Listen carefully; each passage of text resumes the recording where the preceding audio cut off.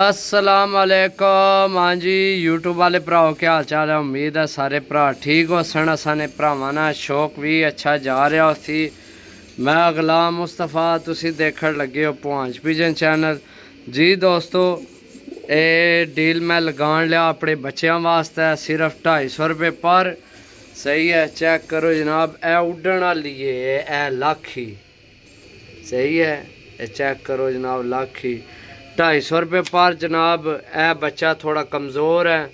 सही है, ए कबूतर ने पैर विच थोड़ा दर्द है।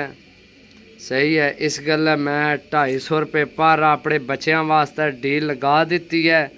जिस भरा लैने होवन जनाब 1 2 3 4 5 6 7 8 9 10 11 एक 12 ठीक है।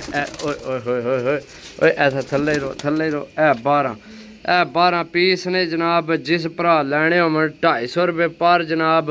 बच्चों वास्ते डील है। सही है, जे अगर किसी होर ने बच्चे हैं तो वड्डा बंदा रबता करके लै सकना। 250 रुपये पर बच्चों वास्ते। मैं है यार चलो कोई नहीं, मैं इत्थे जे दे छोड़ना निक्के निक्के की, तो चलो बच्चे जनाब नैट वाले बच्चे लै लैन मंगने रहने।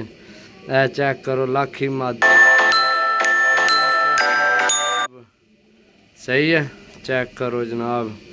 बाकी जनाब है ने ए चेक करो फुला जहा कबूतर है। सही है, एक कच्चे परां बिच आइए ए कबूतर। ए सिर्फ है इसकी थोड़ा जहा दर्द निकले बस। सही है, 250 रुपये पर 12 पीस। जिस भरा ने दिल होवे रबता कर सकना। ओके, अल्लाह हाफिज़।